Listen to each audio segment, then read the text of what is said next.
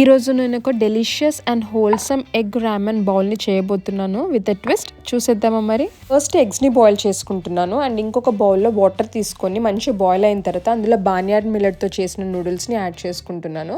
ఈ కుక్ చేయడం చాలా ఈజీ. యూజువల్గా స్టిక్కీ అయిపోతాయి కదా నూడిల్స్ కుక్ చేసిన తర్వాత, దానికి మనం ఆయిల్ వేసి సపరేట్ చేస్తూ ఉంటాము. సో దీనికి అసలు ఆయిల్ ఏం అవసరం ఉండదు, ఇలాగే సపరేట్గా ఉంటుంది. చాలా ఈజీ అండ్ టేస్ట్ డిఫరెన్స్ కూడా ఏమంత డిఫరెన్స్ ఉండదు.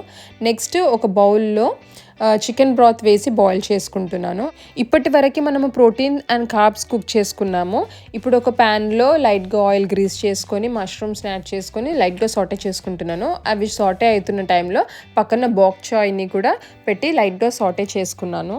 ఇప్పుడు కుకింగ్ పార్ట్ అంతా అయిపోయింది. ఇప్పుడు మనం ప్లేట్ చేసుకోవాలి. ఒక బౌల్లో లైట్ సోయా సాస్ యాడ్ చేసుకుంటున్నాను 1 టేబుల్ స్పూన్. నెక్స్ట్ ఇందులో ఇంట్లో రెడీ చేసిన ఒక పేస్ట్ని యాడ్ చేస్తున్నాను. ఇది గ్రీన్ మిర్చి ఉంటుంది కదా, సేమ్ అలాగే రెడ్ కలర్లో మనకు ఒక మిర్చి దొరుకుతుంది, అది అండ్ జింజర్ అండ్ గార్లిక్తో చేసిన పేస్ట్ ఇది. అది యాడ్ చేసి నెక్స్ట్ ఇందులో చికెన్ బ్రాత్ యాడ్ చేసుకుంటున్నాను. ఇది మంచిగా మిక్స్ చేసుకున్న తర్వాత ఇందులో నేను నూడిల్స్ యాడ్ చేసుకుంటున్నాను. ఇప్పుడు ఈ బార్న్యార్డ్ మిల్లెట్స్ చాలా హెల్దీ ఆప్షన్ నార్మల్ నూడిల్స్ కంటే కూడా.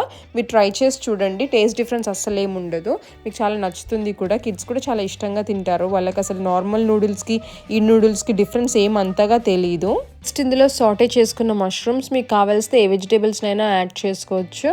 అండ్ నెక్స్ట్ ఇందులో కార్న్ని యాడ్ చేస్తున్నాను. ఇది జస్ట్ స్టీమ్ చేసుకుంది. బాయిల్డ్ ఎగ్స్ యాడ్ చేశాను. నెక్స్ట్ ఇందులో ఇవి నూడిల్స్ లాగా కట్ చేసుకున్న క్యారెట్స్ పచ్చివే యాడ్ చేస్తున్నాను ఒక క్రంచ్ కోసం. అండ్ మనం సాటే చేసుకున్న బాక్ చాయ్ని యాడ్ చేసి ఇంకొంచెం సూప్ని యాడ్ చేసి మళ్ళీ ఒక బౌల్లో సోయా సాస్ వేసుకొని ఆ పేస్ట్ని వేసుకొని మంచిగా కలుపుకొని మనము తినే ముందు మనకి ఎంత స్పైసీనెస్ కావాలో అంత మనం వేసుకోవచ్చు దానిపైన. అండ్ చూడండి ఆరుష్ కూడా ఎంత బాగా ఎంజాయ్ చేస్తున్నాడో. మీరు కూడా మీ ఫ్యామిలీ కోసం ఇది ట్రై చేసి మీకు ఎలా అనిపించిందో నాకు కమెంట్స్లో చెప్పండి. Thank you for watching.